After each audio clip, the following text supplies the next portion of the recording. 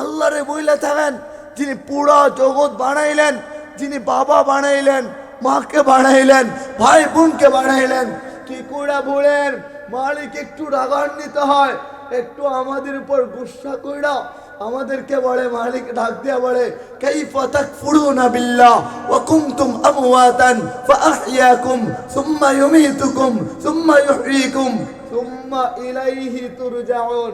মালিক বলে, শোনো, তোমরা কি করো? আমি আল্লাহকে অস্বীকার করো, অথচ তোমাদের অস্তিত্ব ছিল না। আমাদের অস্তিত্বহীনতা থেকে কে আমাদেরকে অস্তিত্ব দিলেন? আওয়াজ করে বলি না, কে দিলেন? মালিক দিলেন। বলে কোন মালিক? আল্লাযী খালাকাকা মিন মাইন মাহিন। ওই মালিক, যে মালিক এক ফোঁটা নাপাক পানি থেকে আপনাকে আমাকে বানাইছে। বলে কোন মালিক? বলে ওই মালিক, যে মালিক আমাদের বেলায় বলে, কুনতুম খায়রা উম্মাহ উখরিজাত লিন-নাস তা'মুরুনা বিল মা'রুফ ওয়া তানহাউনা আনিল মুনকার। বলে ও কোন মালিক? বলে ওই মালিক, যে মালিকের নাম গফফার, যে মালিকের নাম রহমান, যে মালিকের নাম রহিম, যে মালিকের নাম রহমান। বলে ওই মালিক, যে মালিক আপনাকে আমাকে ভালোবাসা সমগ্র চাঁদ যখন বানাইছেন, বলে ইদা আরাদা শাইআন আই ইয়াকুল লাহু কুন ফায়াকুন। পুরা জগৎ বানাইতে মালিক বলে ইচ্ছা হইতে দেরি হয়। আর মালিক কোন বইরা সৃষ্টি তার অস্তিত্বে আসে, ফায়াকুন হইতে হয়ে যায়। আপনাকে আমাকে যখন বানায়, বলে কত আদর কইরা ভালোবাসা, মায়ের পেটে যখন আপনি আমি ছিলাম, বলে আল্লাহর কুদরতি হাতটা লম্বা কইরা মনোযোগ দিয়া বলছেন, আপনার আমার গালটারে ডইলা ডইলা আদর কইরা, কানটারে ডইলা ডইলা আদর কইরা, চোখটারে ডইলা ডইলা আদর কইরা, কানটারে ডইলা ডইলা আদর কইরা, নাকটারে ডইলা ডইলা আদর কইরা, বলে কপালে হাত বুলায়া ওই মালিক বলে, লাকাদ খালাকনাল ইনসানা ফি আহসানি তাকওয়িম। ও মানুষ, আমি তোমাকে সমগ্র জাত থেকে সুন্দর করে বানাইলাম। বলে যেই মালিক এত চমৎকার করে বানায়, ওই মালিক কি করে জাহান্নামে আমাদেরকে দিবে? বলে না না না, ওই মালিক জাহান্নামে দেওয়ার জন্য আপনাকে আমাকে বানায় নাই। এতটা ভালোবাসে আবার জাহান্নামে দিবে? বলে ওইটা কখনোই হইতে পারে না। এর জন্য মালিক দুনিয়ায় আশ্চর্যজনিত ঘটনা রাইখা দিছে। বলে শোনো, তোমাদেরকে প্রতিনিধি পাঠাইলাম, গুনাহ হয়ে গেলে আমার কাছে মাপ চাইবা, আমি আল্লাহ তোমাদেরকে মাফ করে দিব। অন্যায় হয়ে গেল, রাতের বেলা তাহাজ্জুদের সময় যখন হয়, মালিক প্রথম আসমানে আইসা ডাকে, বলে কার কি দরকার? বলো না, বলো আমার কাছে বলো। অভাবী হইলেন তো বলেন, মালিকের দরবারে বলেন। বাবা চইলা গেছে দুনিয়া চাইরা, 3.5 হাত মাটির ঘরে, একজনের দরবারে বলেন না, মালিকের দরবারে বলেন না। আপনার আদরের জনমধুকিনী মা, উনি চইলা গেছে, আপনারে চাইরা দুনিয়ার কারে আপনি বলবেন? বলেন মালিকের দরবারে, ওই আল্লাহর দরবারে, যিনি আহাদ, যিনি এক, যিনি একমাত্র, সবার চাইতে বড়, যিনি ক্ষমতাবান। মালিক বলে, তাবারাকাল্লাযী বিয়াদিহিল মুলকু ওয়া হুয়া আলা কুল্লি শাইইন কাদির। বলে সমগ্র ক্ষমতাবান পুরা জগতের মাঝে একজনই আছেন। আওয়াজ করে বলেন না তিনি কে? সুতরাং ক্ষমতা না দেখায়া আল্লাহর দিকে নিজেকে ধাবিত করে দেই না। আপনি ভাবছেন কখনো যে একটা বীজ যখন আপনি রূপান্তরিত, ওটাকে রোপণ করেন, মাটির ভিতরে রাখা দেন, কি মালিকের লীলা খাড়া। বলে ওই বীজ থেকে দুটা পাতা ছড়ায়, ছোট ছোট দুটা পাতা, গাছ বড় হয়, আবার অগণিত অসংখ্য পাতা আল্লাহর নির্দেশে গজায়। বলে দুনিয়ার এমন কোনো ক্ষমতাবান, কোনো বৈজ্ঞানিক আবিষ্কারক কেউ যদি বীজ রোপণ করে অটোমেটিকলি বড় হবে, এরকম কিছু আবিষ্কার করতে পারবে নাকি? বলে না। আল্লাহ আমাদেরকে শ্বাস প্রশ্বাসের জন্য প্রতিদিন কতবার আমরা শ্বাস প্রশ্বাস নেই, কিন্তু মালিক বলে শুনো, আমি তোমাদের কাছ থেকে টাকা নেই না, ট্যাক্স নেই না, এতটা ভালোবাসি তোমাদেরকে। বলে গত করোনার সময় মাত্র 24 ঘন্টা শ্বাস নেওয়ার কারণে কত লক্ষ টাকা গুনতে হয়েছিল। বলে সুতরাং সমগ্র ক্ষমতাবান একজনই আছেন। তো একটা ঘটনা মনে পড়ে গেল, ছোট ঘটনা বলবো নি আপনাদেরকে, বিরক্ত হইতেছেন বোধহয় আপনারা। বলে আসলেন তো লেট করে, আবার বলেন ঘটনা তো শুরু করে দেন। ঘটনা দে বলে আশ্চর্য ঘটনা কতটা কইটা যায়। যারা গাড়ি চালায় রাত বিরাত কইরা, যদি ওনাদেরকে বলেন যে ভাই তুমি তো ডিস্ট্রিক্ট চালাও, কোনোদিন এদিক ওদিকে চলে যাও, একটা ঘটনা শোনাও না, তোরা ঘটনা শুনাইতে পারে। যারা কবর খুঁড়ে 12 বছর 15 বছর 20 বছর ধরে যারা কবর করে, যদি বলেন ভাই আমার তুমি না কবর করো, একটা আশ্চর্যজনক এমন কোনো ঘটনা পাইলা কিনা? তো আল্লাহর অলি ঘটনা, কবর খুঁড়ে 12 বছর ধরে তারে বললেন তুমি না কবর করো, তোমার 12 বছর জীবনের মধ্যে কবর খুঁড়তে যায় কোনো ঘটনা আসেনি, থাকলে জানাও, আমার ইমানটা চিন্তা হইবে। বলে একদিনের ঘটনা, 3টা কবর খুঁড়ছিলাম। কয়টা কবর? বলে 3টা কবর খুঁড়ছিলাম বিক্রি করার জন্য। ওই রকম এখনো আছে যে কবর খুঁড়া রাখে, আর মরলে পরে ওখানে দাফন কাফন করা হবে, যাদের কবরস্থান নাই বিক্রি করে ওইগুলা। বলে বিক্রি করার জন্য যখন খুঁড়লাম শেষ হইল, ওটারে সাজাইলাম, এমন অবস্থায় তাকায় দেখি ওই আকাশ থেকে 2জন ব্যক্তি সাদা পোশাক পরিহিত আর মাথার মধ্যে লম্বা একটা পাগড়ি পরা আমার সামনে, আমি ওখানে দাঁড়ানো, আর একটা করে কবরের পাশে যায়। হ্যাঁ, একটু দিল থেকে ভাইবেন, দিল থেকে বুঝার চেষ্টা করেন, তওবার নিয়ত করে শুনেন না। ওই কবর তো আমার ঘর, কবর তো আপনার ঘর, আপনার বাবার ঘর, মায়ের ঘর, ভাইয়ের ঘর, সন্তানের ঘর, কিন্তু কবর আসল ঠিকানা, ওখানে যাইতে হবে আমাদের সবাইকে। আসতে পারবো না, ঠিকই যাইব, আল্লাহ আমাদেরকে ঠিকই পাকড়াও করে নেবেন, পালানোর কোনো সুযোগ আমাদের নাই। কেননা কোরআন বলে আইনাল মাফার, আপনি ভাগবেন কোথায়? পাড়ায় যদি কেউ সিঁড়ি বানায় আকাশেও চলে যায়, বলেন না আকাশের রাজত্বটা কার? যদি জমিনের নিচে চলে যায়, মালিক বলে ইল্লা বিসুলতান, সেখানেও রাজত্ব মালিকের। যদি পাহাড়ের ভিতরে খুঁড়া গর্ত খুঁড়া ওখানেও চলে যায়, মালিক বলে ইল্লা বিসুলতান, সমুদ্রের অতল করবে। যদি কালো পাথর বানায়া ওই পাথরের ভিতরে একটা কালো দরজা দেয়, আর কালো একটা বিছানা ওখানে বানায়, কালো কাঠ বানায়, আর কালো একটা চাদর তার শরীরে দেয়, দিয়া সবই কাড়া, কিছু দেখা যায় না, ওখানেও যদি আশ্রয় নেন, তো বলেন মালাকুল মাউত ওই জায়গাটা চিনে কি চিনে না? ঠিকই চইলা যাইবে। মালাকুল মাউত যেদিন নিয়ে যাইবে সেদিন বুঝবেন দুনিয়া কিছুই ছিল না, একটা স্বপ্ন মাত্র ছিল। তো ওই কবরস্থান 3টা কবর মনে আছে তো আপনাদের? তো 2জন ব্যক্তি আসলেন, আয়সা যখন ওই কবরের পাশে দাঁড়ান, একজনের হাতে খাতা কলম ছিল। ওই আল্লাহর ওলিকে বর্ণনা করেন যে খাতা কলমটা হাতে নিয়ে বলে কবর দেখা বলে ওই কবরটা ওটার ব্যাপারে কি লিখবো, একটু বর্ণনা তাড়াতাড়ি। তো উনি বলে যে ডানে 12 মাইল, বামে 12 মাইল, সামনে 12 মাইল, পিছনে 12 মাইল লেখা দাও, প্রশস্ত যেন হয়ে যায়। দ্বিতীয় কবরের কাছে গেলেন, বলে ওইটাতে কি লিখবো?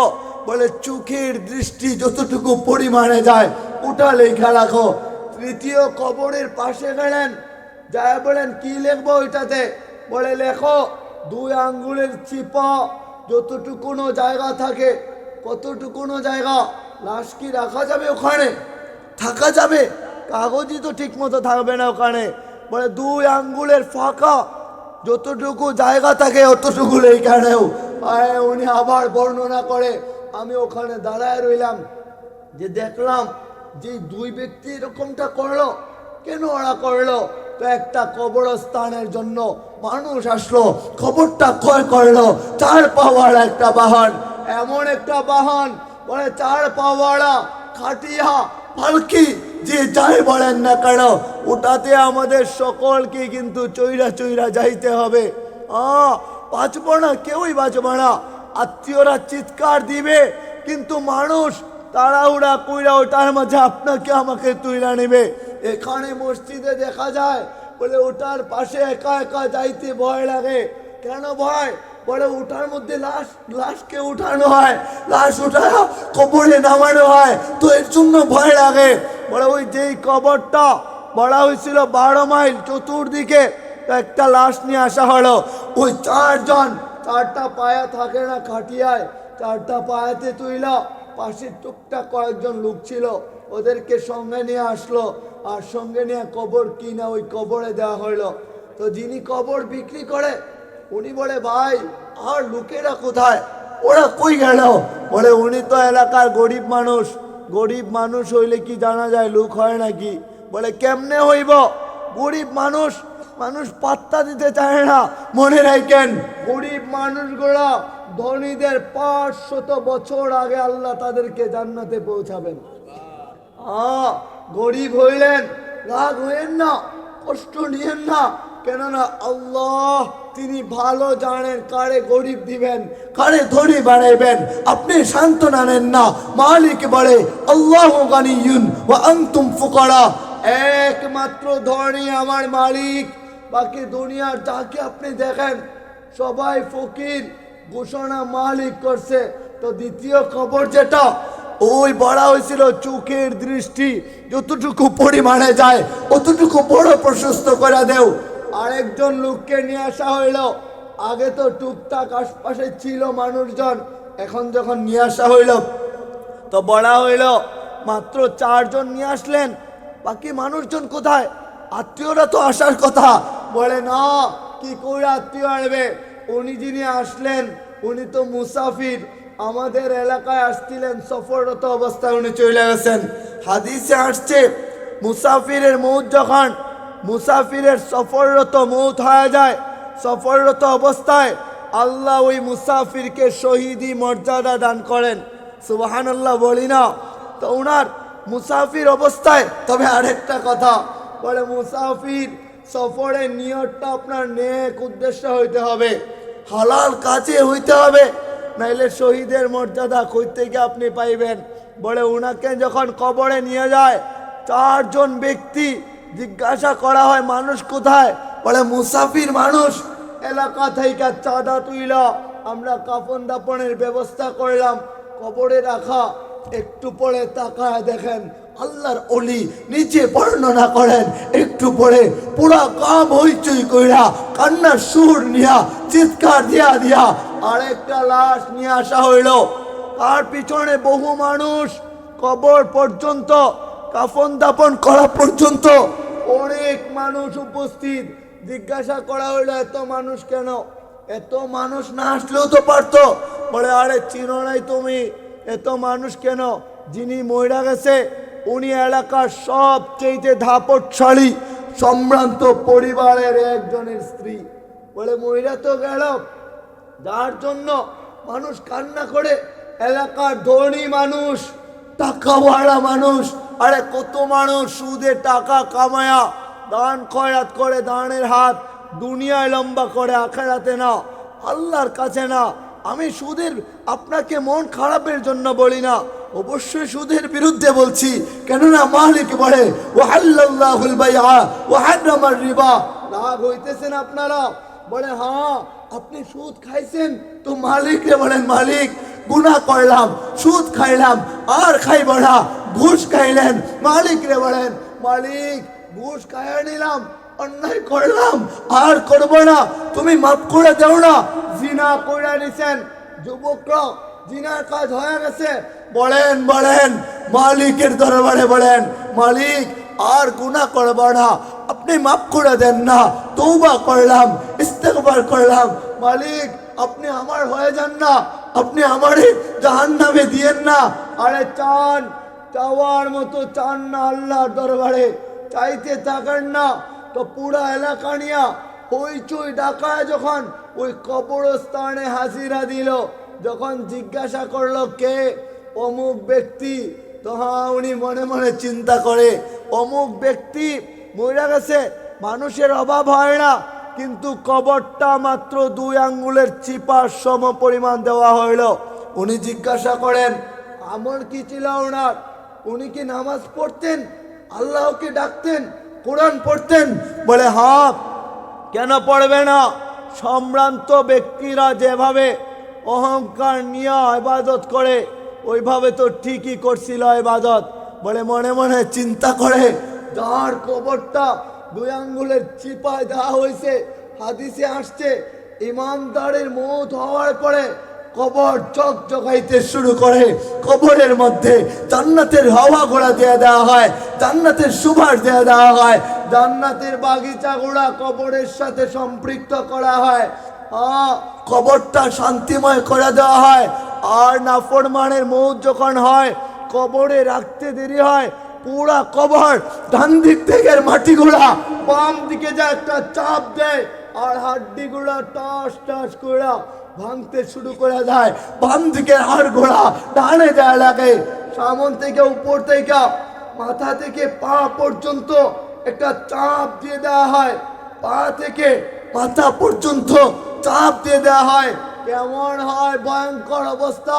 তো চিন্তা করেন, বলে অন্যায় করলাম মালিক মাফ করে দেন, গুনাহ করছি ও মালিক মাফ করে দেন। কবরের আযাব সইতে পারবো না, বলেন চোখের পানি চাইরা চায়া যদি আল্লাহর দরবারে বলতে পারেন, আমার যুবক ভাইরা যদি আল্লাহর দরবারে তওবা করে নেয়, বলে মালিক যৌবন দিলা, দামি বানাইলা, যৌবন কালটা খালিদ বিন ওয়ালিদ রাদিয়াল্লাহু তাআলা আনহু ওনার মতো কবুল কইরা নেন না। আর আমাদের চাচাজিরা যদি দাড়ি পায়কা গেছে আল্লাহর দরবারে নিজের কপালটা ঝোড়ায় ঝোড়ায়া আল্লাহর কুদরতি পায়ে কপালটা ফেলায়া বলে চোখের পানি চাইরা দিয়া যদি বলতো মালিক পুরা জীবন কাটাইলাম তোমারে বইলা গেছিলাম, তুমি আমারে বলা নাই, আমারে যদি বলতা তো খানা মুখে তুইলা দিতা না, যদি আমার উপর রাগ হইতা 1 গ্লাস পানি আমারে দিতা না, তোমার গফফার নামের খাতিরে আমারে না বইলা আমারে মাফ কইরা, তোমার রহমান নামের খাতিরে তোমার রহম দিয়া না বইলা মাফ কইরা, তবু আমারে খাওয়াও, তোমার নাম না রাজ্জাক। মালিক আসলাম তোমার কুদরতি পায়ে, তোমার দরবারে চলে আসলাম। আমি জানি তুমি ধনী, আমি জানি আমি ফকির, সাহিলের বেশে, কাঙ্গালের বেশে, ভিখারির বেশে আপনার দরবারে আসলাম। মালিক লাত্তি দিয়া তাড়ায় দিও না, যদি তাড়ায় দেও আমার কোনো মালিক নাই আপনি ছাড়া। আপনার বহু বান্দা আছে যারা আপনার প্রশংসা করে গুণগান করে, ও মালিক তাও না মাফ করা, লাত্তি দিও না।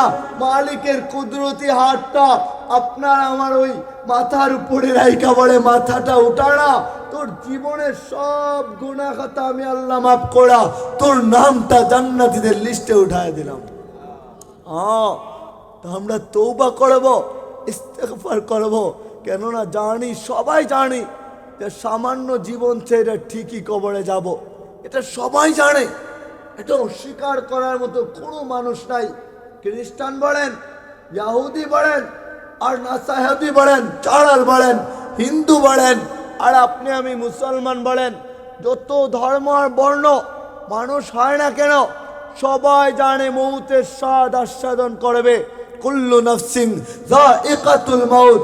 কেননা দুনিয়ায় আপনি আমি আসতে দেরি হয়, দুনিয়া ওয়ালারা দৌড়ে বাজারে যায় একটা স্মরণিকা বানায়, বলে কোন স্মরণিকা, আমার সন্তান জন্ম নিল তো ডেটটা লেখা রাখ না, কোন সময় কি বার ছিল, ওইটা গুরুত্বপূর্ণ একটা দিন ছিল। মালিক বলে শোনো, তুমি স্মরণিকা বানানোর জন্য দৌড়াও, বাজারে পাঠায় দাও, আল্লাহ মালাকুল মাউত আসরাইল আলাইহিস সালামকে পাঠায় দেয় একটা সনদ দিয়া, বলে কোন সনদ ওইটা? ওটা আমাদের হাতে, ওই যে জন্ম নেয় কচি বাচ্চার হাতে দেয়, লেখা কি থাকে? বলে ওয়ামা তাদরি নাফসুম বিআইয়ি আরদিন তামুত কুল্লু নাফসিন যায়িকাতুল মাউত। তোমার প্রাণ হইল, প্রাণী হয়ে জন্মিলা, মানুষ হয়ে জন্মিলা, ভিতরে যেহেতু রূহ আছে, বলে ওটা একদিন চলে যাবে, আল্লাহ আবার নিয়ে দিবেন। রূহটা আল্লাহর একটা ফু, মানে আল্লাহ ফু দিছিলেন, ফু তো বুঝেন, ফু দিছিলেন ওই ফুটাই রূহ, মানে আল্লাহর ভিতর থেকে একটা পাওয়ার আল্লাহ বের করে ওটারে রূহ নাম দিছেন। বলে ফু কেমনে হইল? আদম আলাইহিস সালামের মূর্তি যখন বানানো ছিল, বানানো শেষ করে ওটা শুকানো হইল, একটা সংরক্ষিত স্থানে রাখা হইল। আল্লাহ মুখের ভিতরে ফু দিলেন। যত জায়গায় যায় ওই ফু লাগে, হাতে লাগে, বলে হাত নাড়াচাড়া করে, চুকে লাগে, চুক এদিক ওদিক তাকায়, কানে লাগে তো কান শ্রবণ করে, নাকে লাগে তো নাক শ্বাস প্রশ্বাস নেওয়া শুরু করা যায়। যেখানে যা লাগে ওই জায়গাগুলো সজীব হয়ে যায়। তো আল্লাহর শক্তিশালী একটা পাওয়ার, ওই রূহ যেটা আল্লাহ আমাদের ভিতরে দান করছেন, বলে শোনেন, ওই রূহটা যেদিন চইলা যাইবে সেদিন আর আপনি আপনি আপনি থাকবেন না, আমি থাকবো না। বলে বডি টেকচার, দুনিয়াবি বডি, এই দুনিয়াবি হাত, দুনিয়াবি মাটির তৈরি এই পা গোড়া, সাদা চামড়া নিয়ে আজকে ক্ষমতা দেখান আর অহংকার করে বেড়ান। আপনার বডি নিয়ে যে আমার জিমের বডি, বুঝা কথা বলবি, ক্ষমতা দেখায় কোনো লাভ নাই। কেননা কত ক্ষমতা বাড়া, কবরে যাওয়ার পরে 4 দিন 5 দিন পরে যদি কবর কইরা নেওয়া হয়, কোনো কিছু পাওয়া যাবে নাকি? হ্যাঁ, বলে না, কোনো কিছু পাওয়া যাবে না। এত ক্ষমতা, এত বাহাদুরি কোথায় চলে যায়? সুতরাং সমগ্র ক্ষমতাবানের ক্ষমতাবান একজনই, বলেন না তিনি কে? সুতরাং আপনি আমি ঠিকই কবরের বাসিন্দা হয়ে যাইব। কেমনে থাকবেন ওখানে? বাবারে চাইরা, মারে চাইরা, ভাই বোনরে চাইরা, যে বাবা, তাদের বাবা চলে গেছে শুধু তারাই জানে। বলে ঘরে যায়, আলমারি খুলে আর বাবার একটা চাদর দেখা যায়, একটা পাঞ্জাবি দেখা যায়, বাবার একটা লুঙ্গি দেখা যায়। স্মৃতিগুলা দেখে আর চোখের পানি জড়ায় জড়ায় জমিনে পড়ে। পড়ে জানে সন্তান বাবা চলে যাওয়ার বেদনা, মা চলে গেছে। বলে বিছানার পাশে যাইতে দেরি, মায়ের পানের বাটা দেখা যায়। বলে আলমারিটা খুলতে দেরি হয়, মায়ের একটা শাড়ি দেখা যায়, ওই শাড়িটা মা পরতেন, লাল শাড়ি, মাকে ভালো লাগতো, ওই মা দুনিয়া চাইরা চলে গেছে। বলে আপনি আমিও ঠিক তেমনই ভাবে কবরে 3.5 হাত মাটির নিচে চলে যাইব। সেদিন আপন বাবা, ভাই বোন, চাচা চাচি, বলে কাউরে পাবা না। হায়, কাউরে আপনি পাইবেন না, কাউরে কাছে পাইবেন না। যতই চিৎকার দেন, চেঁচামেচি করেন, বলে না, দুনিয়ার কেউ আপনার সঙ্গী হইবে না। মানুষ দৌড়ায় দৌড়ায় বাজারে যাবে কাফনের জন্য, ভিতরের রূহ চলে যায় আর আপনার বাহাদুরি শেষ হয়ে যায়। কাফনের কাপড়টা নিয়া বাড়ির আঙিনা দিয়া দৌড়ায়, দেখে ছোট বাচ্চা কান্না করে, চোখের পানি জড়ায় আর দৌড়ায় বড়ুই পাতা নিয়ে আসার জন্য। বলে বড়ুই পাতা নিয়া গরম পানির সাথে একত্রিত কইরা জীবনের শেষবারের মতো আপনারে আমারে খানা গোসল খানা দেওয়া হইবে। বলে কেমন গোসল?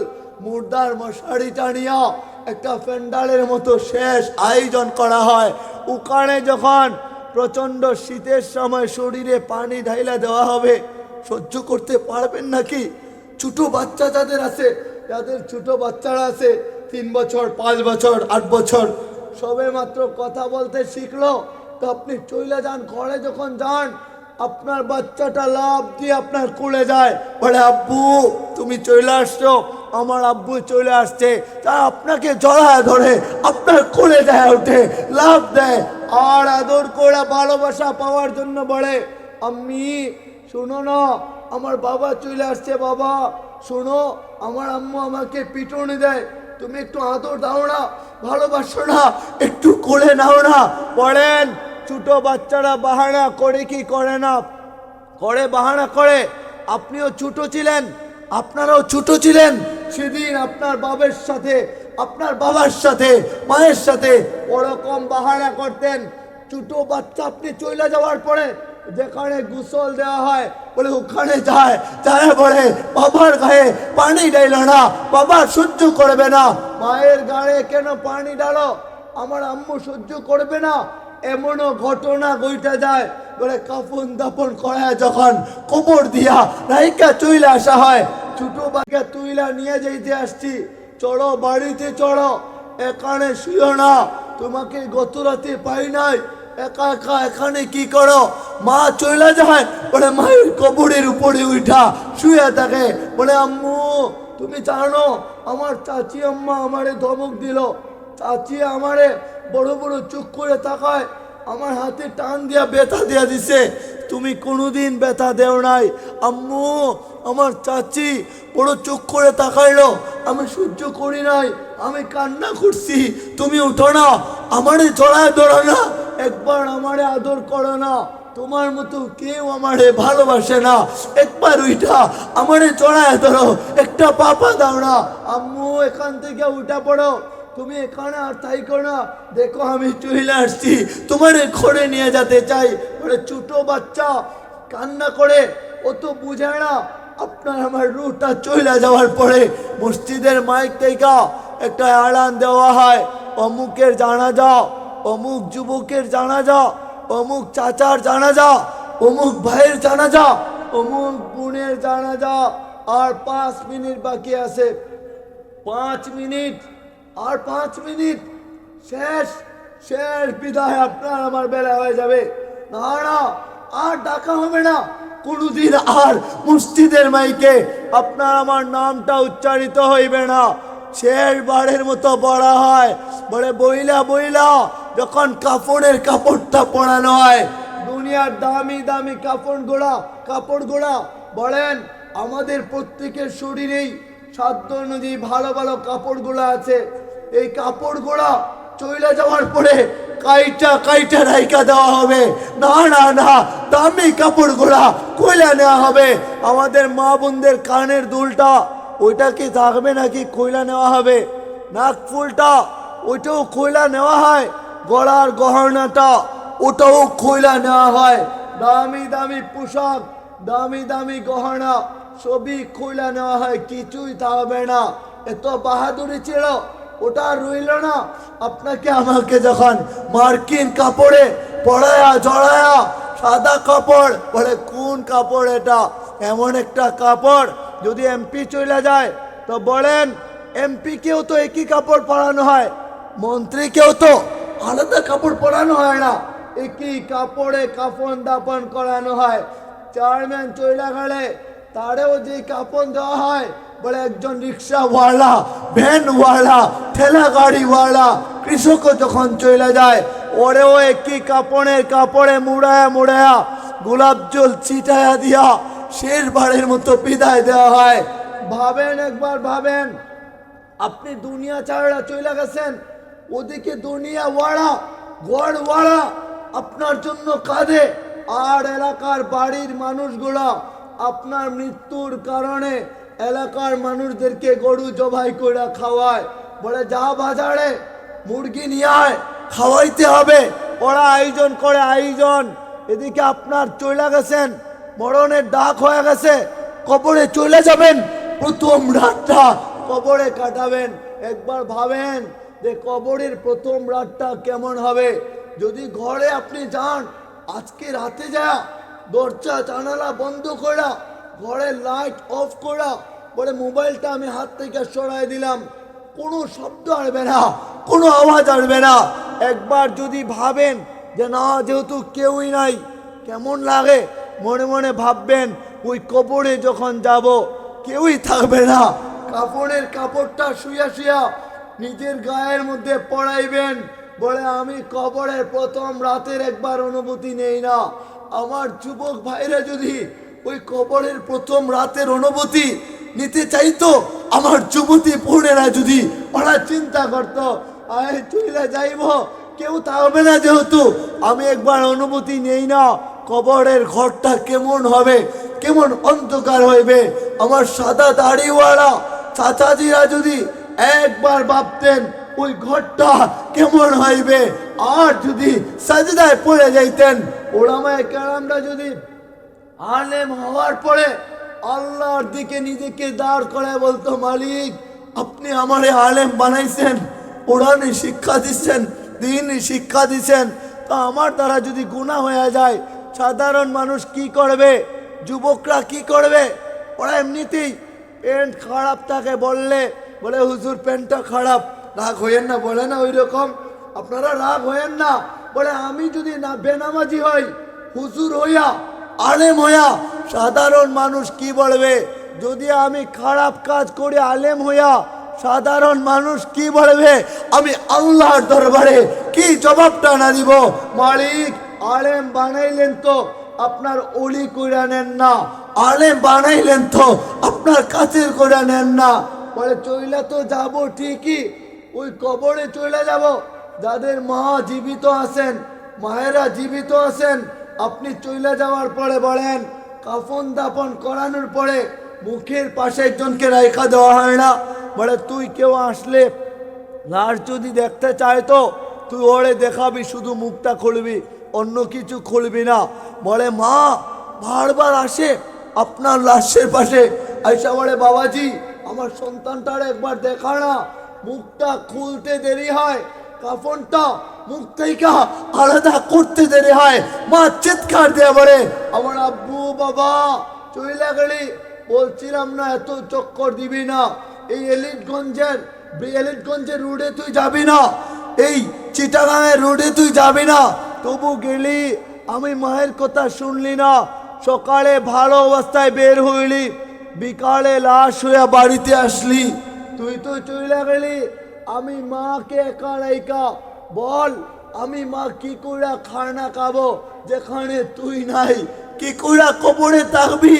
তুই আমার চাইরা চইলা গেলি, আমার বুকটা খালি করে দিলি। বলে মায়েরা এমন, বাবারা এমন, বাচ্চাকে বিদেশে পাঠায়, যাদের বাচ্চা কাচ্চা এখানে বিদেশে পাঠাইছেন, যাদের ভাই বিদেশে আছে একটু মনোযোগ দিয়ে শুনেন, বা কেউ এমনও আছেন প্রবাস জীবন কাটায় আসছেন, আরে প্রবাসে যাইতে দেরি, মা চিৎকার দিয়ে বলে শুন বাবা বিমানে উঠবি তো, উঠার আগে একটা কোল দিবি। বলে হ্যাঁ। বলে বিমানে উঠেও কোল দিবি? বলে মা তুমি বুঝি জানো না, ওই বিমান যখন উপরে উঠে, ফ্লাইট যখন উপরে উঠে 30 থেকে 40,000 ফুট উপরে থাকে, ওখানে নেটওয়ার্ক নাই। মা একটা মুচকি হাসি দেয়, বলে হ্যাঁ বাবা আমি তো জানি না, মূর্খ সূর্খ গ্রামের মানুষ। তবে শুন, যখন এয়ারপোর্টে যায় নামবি ওই দেশি, আমারে যায় কিন্তু কোল দিবি। আমি মা টেনশন করব, চিন্তা করব, ওখানে যায়ও কথা বলে, বলে হ্যাঁ প্রবাসে থাকে, এখানে বাংলাদেশে বৈশা আমাদের যুবক ভাইরা তার ভাইয়ের টাকায় বাবার টাকায় মোটর সাইকেল কিনা, বলে ক্ষমতা দেখায়, পাওয়ার দেখায়। ওইদিকে ওই প্রবাসী ব্যক্তি ঈদের সময় যখনই আসে, বলে ঈদের সময়ে প্রবাসী ব্যক্তি বাড়িতে কল দেয়, বলে মা আমি খুবই ভালো আছি, তুমি জানো আমার কপিল নতুন দামি কাপড় আমারে কিনা দিল, ওর বাসায় আজকে দুপুরের খানা, রাতের খানা খাবো, সকালে মিষ্টি মুখ কইরা তারপর ঈদগাহে যাব, কপিল আর আমি একসাথে যাব। বলে না, আরে কপিল তো আপনারে চাকর মনে করে, চাকর বানায়া আমার ভাইকে ওখানে রাখছে, আপনার ভাইকে চাকর বানায় রাখছে, চাকরই মনে করে, চাকর আপনার বাবারে চাকর মনে করে ওখানে রাখছে, কতটুকু কষ্ট কইরা ওরা টাকা পাঠায়, আর আপনি এখানে বসে মস্তি বইরা জীবন কাটান আর বাহাদুরি করেন, ভাইয়ের টাকায় ক্ষমতা দেখান।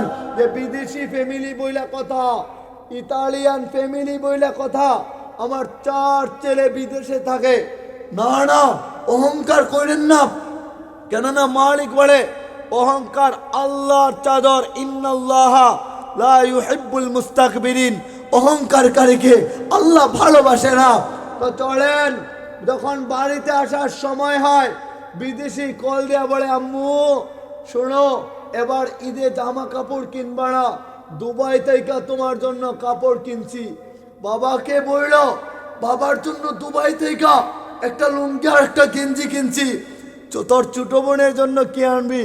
বলে আমি একটা আমার ছোট বোনের জন্য স্বর্ণের চেন কিনলাম। তোর বড় ভাইয়ের জন্য কি আনবি? বলে বইলা দিও, বড় ভাই আর দুলা ভাই দুজনের জন্য ভালো আইফোন কিনলাম। বলে হ্যাঁ বাড়িতে আসবে, কত স্বপ্ন বুকে, 12 বছর 15 বছর 20 বছর পর বাড়িতে আসবে। ছোট বাচ্চাটা রাইখা গেছিল, মাত্র কয়েক মাসের বাচ্চা রাইখা গেছিল, অথবা নিজের স্ত্রীর গর্ভে নিজের সন্তানকে রাইখা গেছিল, কোনোদিন সন্তানকে কোলে নেয় নাই। এই ভিডিও কলেই কথা হয়েছিল, আব্বু তোরে আমি দেখে নাই, আসবো বাবা, বিদেশ থেকে আসবো, তোমারে কোলে নিব, তোমারে চুমা খাবো, ওখানে ওখানে আঙ্গুল ধইরা ঘুরতে নিয়ে যাইব। বলে আব্বু আসো না, কতদিন হইল প্রত্যেক বাচ্চারা দেখি বাবার কোলে উঠে, আর তুমি আসো না, আমারে কোলে নেও না। বলে চিন্তা করিস না, এই তো ঈদের সময় চলে আসবো। সবাই রে কল দেয়, চলো এয়ারপোর্টে আসো, আমি আসতেছি। চুকে মুখে হাসি, আনন্দ ফুর্তি। বলে আসে ঠিকই এয়ারপোর্টে, বলে ঠিকই গাড়ি নিয়ে যায় ফ্যামিলি ওয়ালারা, ঠিকই বিছানা, ঠিকই দামি দামি কাপড়গুলা ওই দুবাই থেকে মা বাবার জন্য ছবি রয়ে যায়, ঠিকই তার বোনের জন্য গলার স্বর্ণের চেনটা রয়ে যায়, ঠিকই মোবাইল গুলা রয়ে যায়। বলে হ্যাঁ, কেই বা জানে রাস্তায় অ্যাক্সিডেন্ট কইরা তার দুনিয়া চাইরা দুনিয়ার বিদায় জানাতে হয়। কে বা জানে 12 বছর পরে তার যে স্ত্রীর সাথে সাক্ষাৎ হওয়ার কথা, ওই স্ত্রীর সাথে আর সাক্ষাৎ হইল না। ওটা কে জানে যে সন্তানকে কোলে নেওয়ার কথা, আর কোলে নিতে পারলো না। বলে দুনিয়া, এটাই দুনিয়া। হাজারো স্বপ্ন বুকে লালন করলেন তো, বলে দুনিয়া হারায় গেলেন, দুনিয়া হারায় গেলেন। এটা হারাতে হবে, ঠিকই হারাইতে হবে, কিন্তু আল্লাহরে ভুলে যায় না। বলে আপনি সবাই মনে রাখেন, কিন্তু আমার আল্লাহরে ভুলে যান। সবই আপনার মনে থাকে। এমন কেউ কি এখানে আছে যে বাবাকে ভুলে গেছে, মাকে ভুলে গেছে, নিজের স্ত্রী সন্তানকে ভুলে গেছে? বলে না, কাউ এমন নাই যে ভুলে যায়, কিন্তু আল্লাহকে ভুলে গেছে অধিকাংশ মানুষেরাই। মিথ্যা বললাম নাকি? বলে আল্লাহকে ভুলে গিয়া আল্লাহরে আর নারাজ করেন না। আল্লাহর দিকে নিজেকে দাবিত করবো তো ইনশাআল্লাহ। আমি শেষ করে দিচ্ছি, দোয়া করে তারপর বাড়িতে যাব। রাত তো গভীর হইল, এর জন্য আপনারা রাগ হইয়া দু একজন হয়তো উঠা বসা করতেছেন। আজকে তওবা করব দিল খোলা। আরে আল্লাহকে বইলা কি করে থাকবো? আপনি রাতের বেলা যায় মালিকরে বলবেন, মালিক মাফ করে দেন না, মালিক আপনি আমার হয়ে যান না। কুদরতি পায়ে পড়া আমার যুবক ভাইরা যারা আছেন, যতদূর পর্যন্ত কথাগুলো পৌঁছাচ্ছে, আমার যুবতী বোনেরাও যারা আছেন, আরে মজা তো তখনই পাবেন সাজদায় পড়া, চোখের পানি ঝরা। একদিন আপনি দেখেন প্র্যাকটিস কইরা, একদিন চোখের পানি ছাইরা দেন আল্লাহর কাছে, দেখবেন চোখের পানির মূল্য কি পরিমাণের, আর মজা কাকে বলে ওই দিন আপনি বুঝবেন, এর আগে বুঝবেন না। সবই মনে থাকে, আল্লাহকে মনে থাকে না, ওটা জীবন না, আসল জীবন। সব মনে থাকার পাশাপাশি আল্লাহকে ভোলা যাবে না, যে আল্লাহ আমাকে ভালোবাসে, যে আল্লাহ আমাকে কাছে টাইনা নেয়। তো আমাদের আত্মীয় স্বজন অনেকেই কবরের বাসিন্দা আছে না, ওনাদের সকলের জন্য দিল খোলা দোয়া করবেন তো ইনশাল্লাহ। হ্যাঁ, এখানে আজকের মাহফিলের আয়োজন সকল কবরবাসীদের রুহের মাগফিরাত কামনায় এই এলাকার, এই মহল্লার, পুরা বাংলাদেশ, পুরা পৃথিবীর মধ্যে যত মুমিন মুমিনাতের কবর আছে, প্রত্যেকের কবরে আজকে আমরা এই মাজমা থেকে, কোরআনের একটা মাজমা থেকে ওই কবরগুলাতে ইসালে সব পৌঁছাবো। আল্লাহ সুবহানাহু ওয়া তাআলা যেন আমাদের প্রত্যেক যুবক ভাইদেরকে খালিদ বিন ওয়ালিদ রাদিয়াল্লাহু তাআলা আনহুর মতো কবুল করেন, বলি না আমিন। আমাদের মা বোনরা যারা আছেন ওনাদেরকে যেন মা ফাতেমার মতো কবুল করেন, বলি আমিন। আমাদের সাদা দাড়িওয়ালা মুরব্বিয়ানে কারাম, ওনাদেরকে যেন আল্লাহ ওমর ইবনুল খাত্তাব রাদিয়াল্লাহু তাআলা আনহু, আবু বকর সিদ্দিক রাদিয়াল্লাহু তাআলা আনহুর মতো কবুল করেন, বলি না আমিন। আমাদের মায়েদেরকে যেন আল্লাহ হযরতে আম্মা জান খাদিজাতুল কুবরা রাদিয়াল্লাহু তাআলা আনহার মতো কবুল করেন। উলামায়ে কেরামদেরকে নবী ওয়ালা আদর্শে যেন আদর্শিত করে দেন, বলি না আমিন। আমরা যারা এখানে আছি, একটা তওবা, যা আলোচনার সারাংশ সারমর্ম, পাঠ্য তো পড়লেন, পাঠ্য বইয়ের পাঠ্য পড়লেন, অথবা গদ্য আপনি শেষ করলেন, তো সারাংশটা জানার দরকার আছে না আমাদের?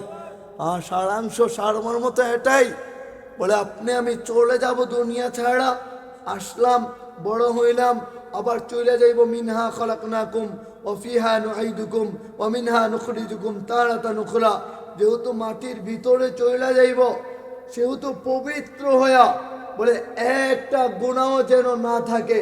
যদি এবার চিন্তা করেন যে আমি তো অনেক গুনাহগার, অনেক ক্ষমতা দেখাইছি অন্যায়ভাবে, এর জন্যই তো বলা হয় কুন মুতাওয়াজিআন, তাজিম ওয়ালা হয়ে যান, লা তাকুন জালিমান। নির্বাচন চলে আসছে, হ্যাঁ জালিম হয়েন না। লা তাকুন ফাজিরান, বলে আপনি পাপাচারী হয়েন না।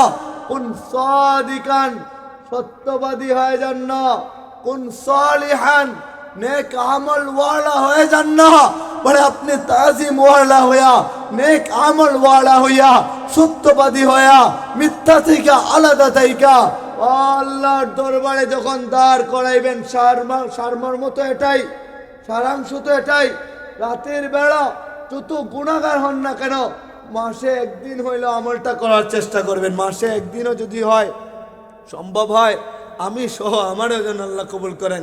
উলামায়ে কেরাম যারা আছেন, আমি তো ওনাদেরকে নসিহত করার কোনো ক্ষমতা রাখি না, যোগ্যতা রাখি না। তবে উলামায়ে কেরামদের উচিত, আপনাদের উচিত, আমাদের মা বোনদের বিশেষ করে উচিত, মাসে একদিন হইলেও আমি রাতে গোসল করব, গোসল করে নিব। এমনিতে তো সবসময় পবিত্র থাকেন আপনারা, এটা আমার মন বলে। বলে গোসল কইরা নিবেন, কইরা শরীরের উপর থেকে নিচ পর্যন্ত সব জামা কাপড় আলাদা রাখবেন। আর ধোয়া কাপড় গুলা পরবেন, একটু মনোযোগ দিয়ে শুনেন, ধোয়া কাপড় গুলা পরবেন। তো আপনি দিল একদম পবিত্র, শারীরিকভাবে পরিপূর্ণ, আপনি পাকসাফ হয়ে গেলেন। গোসল যেহেতু করলেন তাহলে তো পবিত্র। এবার শরীরের কাপড়গুলো যেগুলো ব্যবহার করছেন ওগুলো আলাদা রাখা ধোয়া কাপড় পরছেন। এবার বোঝা গেল আমি শারীরিকভাবে পরিপূর্ণ পবিত্র। এবার জায়নামাজটা বিছায় দেবেন, দরজা জানালা বন্ধ, কাউরে দেখানোর জন্য না, শুধু আল্লাহকে দেখানোর জন্য। কসম খোদার, আমি আল্লাহর কাছে বলতেছি, যদি এই আমল আপনারা করেন, আমি সাক্ষী থাকবো আপনাদের জন্য। যদি আমলটা আপনারা করেন, দিল খুইলা পবিত্র হইয়া এই আমলটা যদি করেন, আল্লাহ বলা যায় না এই আমলের উসিলায় আপনাকে আমাকে নাজাত দিতে পারে। বলে কি করা? ওই মালিকের ভয়টা ভিতরে ঢুকায় দিবেন। আরে মালিকরে ভয় করা, আমার আল্লাহ কাহার, আল্লাহ জব্বার, আল্লাহ এত ক্ষমতাসীন, ছবি দেখেন, ছবি করতে পারেন, দুনিয়া উল্টাইতে পারেন। সামান্য ভূমিকম্প কিছুদিন আগে 5.7 মাত্রায় বাংলাদেশ কাইপা উঠছিল, ভিতর কাইপা উঠছিল, কি উঠে নাই? তুরস্কের জমিনে 7.8 মাত্রার ভূমিকম্পের কারণে 45,000 বিল্ডিং গুলা চুরমার হয়ে গেছে। বলেন ক্ষমতাটা কার? বলে ওই ক্ষমতাবান আল্লাহ। আপনার দরবারে আসলাম জায়নামাজি বিছায়া, শুধু আল্লাহকে দেখানোর জন্য। পবিত্র তো হয়েছেন, জায়নামাজি বিছাইছেন, এবার দুইটা হাত উপরে তুলবেন। হ্যাঁ, দিলটা নরম করে নেন না, পাথর দিল আর রাইখেন না। দুইটা হাত উপরে তুললে বলবেন আল্লাহ আপনি গফফার, আনতা রহমান, আনতা রাহিম, আনতা গফুর। তো আরবিতে না বলে আপনি বাংলায় বলবেন আল্লাহ আপনি দয়ালু। এইভাবেই বললেন যে কেউ দেখবে না, লজ্জা পাইবেন না, কিন্তু দরজা জানালা আগে বন্ধ করবেন। কেননা হঠাৎ আমল করলে লজ্জা মনে হয়, লজ্জা লাগে। মানুষ বলে নতুন আমলি হইলি, তো হইলি কি কইরা? তুই নামাজি হইলি, নতুন নামাজি হইল, এরকম বলে না? তো লজ্জা না পাওয়ার জন্য দরজা বন্ধ কইরা, দিল কইরা, মন কইরা শুধু আল্লাহ সামনে হাতটা তুইলা বলবেন আপনি মালিক, আপনি আমার রব, আপনি আমার আল্লাহ। আল্লাহ আমি গুনাহ কইরা নিছি, তো আপনি মাফ করবেন, আপনি মাফ করে দেওয়ার মালিক। দাও না মাফ কইরা। আপনি হারবেন, চুকির পানি জড়াইবেন, অভিনয় করবেন, কখনো আপনি বলবেন, কখনো তুমি বলবেন, কখনো একটু রাগ হইবেন যে আল্লাহ তুই মাফ করে দিবি না মাফ কইরা, কেন দিবি না? আরে সম্পর্ক আল্লাহর সাথে গভীর কইরা নিলে, বন্ধুত্ব সুলভ কইরা নিলে, তুই তখন বলা যায়, তখন মজা পাইবেন। আল্লাহ মুচকি হাসি দিবে, আমার বান্দা রাগ হয়ে গেল, ওরে কেন মাফ করে দিব না? মালিক বলে ইউহিব্বুত তাওয়াবিনা, ওয়া ইউহিব্বুল মুতাতাখিরিন। বলে হ্যাঁ, আপনি নামাজে দাঁড়ায়া দুইটা হাত উপরে তুইলা বলবেন মালিক আমার শত্রু। আমাদের প্রত্যেকের জীবনে এরকম কিছু মানুষ আছে যারে মাফ করতে মনে চায় না, ক্ষমা করতে মনে চায় না।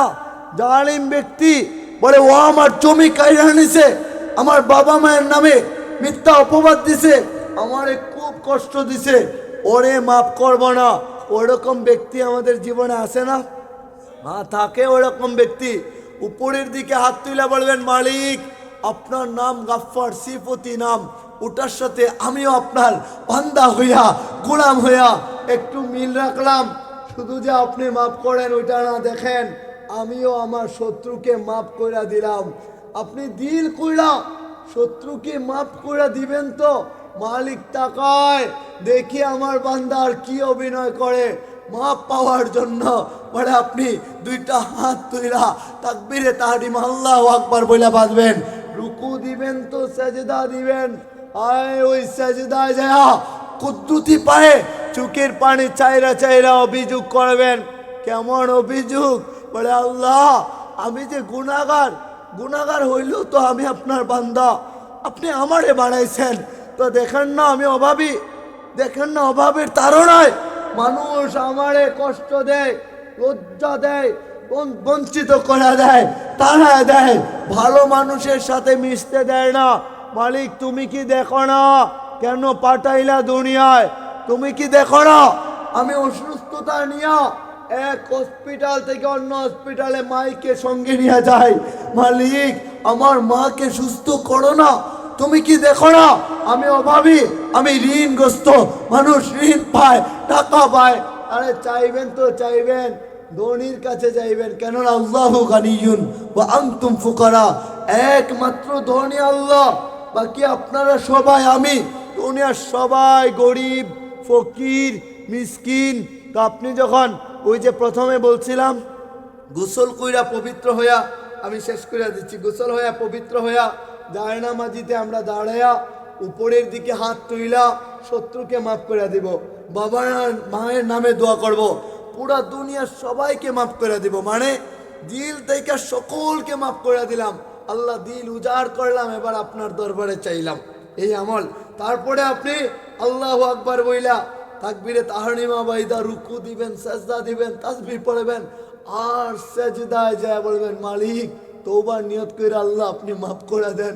কসম খোদার করে বলি যত বড় গুনাহগার আপনি হন না কেন আল্লাহ ওইটা দেখলে কখনো সহ্য করার কথা না। কেননা মালিক তাকায় তাকে তুই আমার কাছে চাইবি, আমি বাহানা করি তোরে কি করে জান্নাতে দিব। বলে কোনো মানুষের বিচার যদি আল্লাহ করে, যদি বলে তুই এটা কেন করলি, এমন কোনো মানুষ নাই যে সে জবাব দিতে পারবে। আল্লাহ ইনসাফের বিচার করলে আপনি আমি কেউ কোনোদিন জান্নাতে যাইতে পারবো না। তবে আল্লাহর রহম দিয়া ওই দিন তো গাফফার নাম থাকবে না, তবে থাকবে রহমান নাম।